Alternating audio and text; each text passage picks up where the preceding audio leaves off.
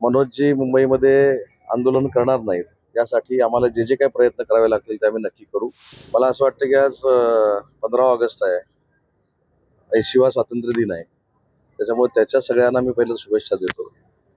मनोजजी मुंबईमध्ये आंदोलन करणार नाहीत यासाठी आम्हाला जे जे काही प्रयत्न करावे लागतील ते आम्ही नक्की करू. महाराष्ट्र शासनानं कायमस्वरूपी मराठा आरक्षणाचं समर्थन केलेलं आहे. ओबीसी समाजाचं काही कमी न होता मराठा समाजाला न्याय देण्याची भूमिका ही सरकारची राहिलेली आहे आणि भविष्यामध्ये देखील ही भूमिका अशीच राहील. ओबीसी समाजाचे देखील आंदोलनाचे हाक देण्यात आलेले लक्षण होते.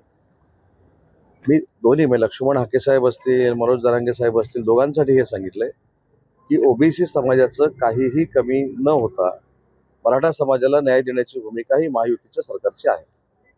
नारीशक्ती विधेयक पंतप्रधान मोदींनी सुद्धा आवाहन केले की नारीशक्ती विधेयकाला विरोधकांनी सुद्धा मदत करावी. मात्र विरोधक म्हणतात की 2023 हे विधेयक ऑलरेडी पटलावरती आलेलं होतं. त्याची अंमलबजावणी का केली नाही सरकारने त्यावेळेला? हे केंद्र सरकारमधल्या ज्या काही बाबी आहेत त्या केंद्र सरकारच्याच मंडळींना माहिती असतात.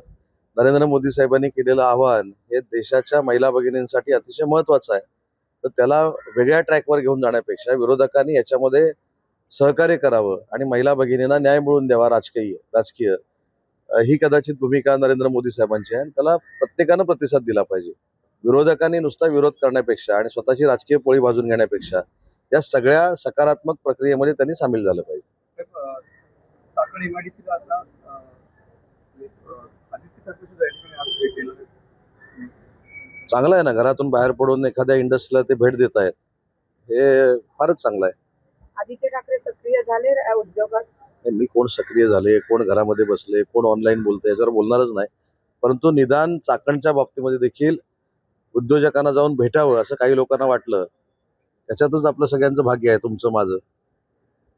अंबादासांनी आता वेळात टीका केलेली आहे म्हणजे की खटाखट लघु उद्योग जे आहेत ते बंद पडत चाललेले आहेत आणि मंत्री फक्त माझी आपल्याला एक विनंती अशी आहे, हा मंत्री फक्त विमानाने प्रवास करत आहेत आणि ते माझ्या विमानात बसणार असतील त्यांना पण घेतो ना विमानात. एवढी जलसी कशाला असली पाहिजे?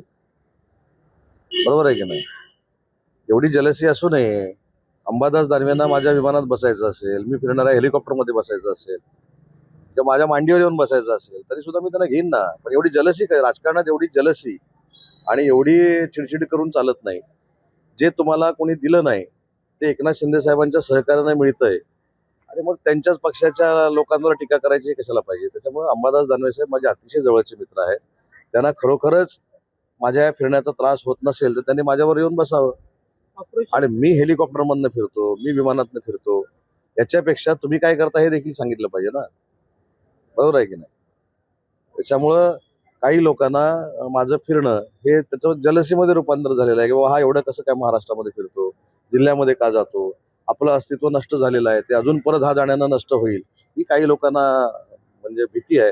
आणि जे काही लोक माझ्यावर टीका करतात ना त्यांनी पहिलं 2029ला त्यांचे मतदारसंघ सांभाळावे. त्या मतदारसंघातनं पहिले त्यांनी निवडून येऊन दाखवावं आणि मग माझ्यावर टीका करावी. ऑपरेशन टायगरची पुन्हा एकदा चर्चा सुरू झालेली आहे. काही आमदार त्यांच्या संपर्कात असल्याचं देखील म्हटलं जाते. काय ऑपरेशन टायगर हे काय सांगून होत नाही. सचिन भाऊ कसे पक्षामध्ये आले, कसे उपसभापती झाले तुम्हाला माहिती आहे. कोणालाच हे माहिती नव्हतं. टायगर ऑपरेशन हे कधीही सांगून झालेलं नाही आणि शिंदे साहेब काय करू शकतात हे 4 वर्षापूर्वी देखील बघितलेलं आहे. परवा खासदारांच्या बाबतीत देखील बघितलेलं आहे, सचिन भाऊंच्या बाबतीत देखील बघितलेलं आहे. त्याच्यामुळे आमचं ऑपरेशन टायगर ऑपरेशन असेल किंवा पक्षप्रवेश असतील ते रोज सुरू आहेत. काल 18 नगरसेवकांनी मूर्तिजापूरचा प्रवेश केला, नगराध्यक्षांनी प्रवेश केला. त्याच्यामुळे आपण फक्त कॉन्सन्ट्रेट आमदारांवर करतोय.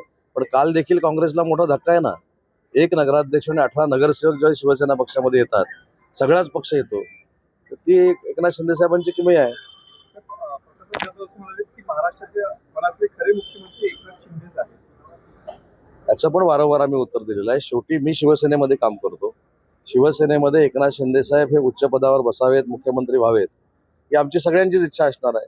जसं देवेंद्र फडणवीस साहेब भाजपाचं नेतृत्व करतात, भाजपाचं नेतृत्व करताना ते सर्वोच्च पदावर असावेत असं भाजपाच्या कार्यकर्त्यांना वाटत असतं. तसं आम्हाला वाटलं, त्याच्यामध्ये काय गैर आहे? मुख्यमंत्रीपदाचा विषय निघाला म्हणून गणेश नाईक आणि एकनाथ शिंदे यांच्यातलं राजकीय आरोप प्रत्यारोप तुम्हाला माहिती आहे.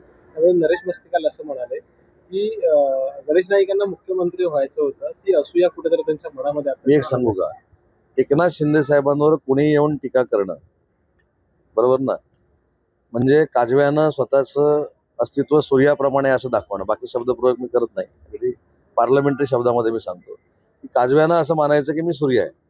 त्याच्यामुळे एकनाथ शिंदे साहेबांवर कोण टीका करते ते मुख्यमंत्र्यांच्या रेसमध्ये होते की राज्यमंत्र्यांच्या रेसमध्ये होते की कॅबिनेट मंत्र्यांच्या रेसमध्ये होते, हा माझ्या दृष्टीने गौण भाग आहे. परंतु एकनाथ शिंदे साहेबांचं कर्तृत्व हे एनडीएचे 3 नंबरचे नेते म्हणून आहे. आता जे काही साहेबांवर टीका करतात त्यांच्या अनेक नातेवाईकांनी निवडणुकीचा प्रयत्न केल्यानंतर त्यांचा पराभव देखील झालेला आहे. एकनाथ शिंदे साहेबांनी कधी पराभव बघितला नाही, श्रीकांत शिंदे साहेबांनी कधी पराभव बघितला नाही. त्याच्यामुळे जनतेनं स्वीकारलेलं आणि महाराष्ट्रानं स्वीकारलेलं आणि देशानं स्वीकारलेलं नेतृत्व एकनाथ शिंदे साहेबांचं आहे. त्यामुळे जिल्ह्यातलं एखादं कुठचं तरी नेतृत्व शिंदे साहेबांवर टीका करतं म्हणजे त्यांच्या अस्तित्वाला धोका आहे असं जर कोणाला वाटत असेल, हा बालिशपणा.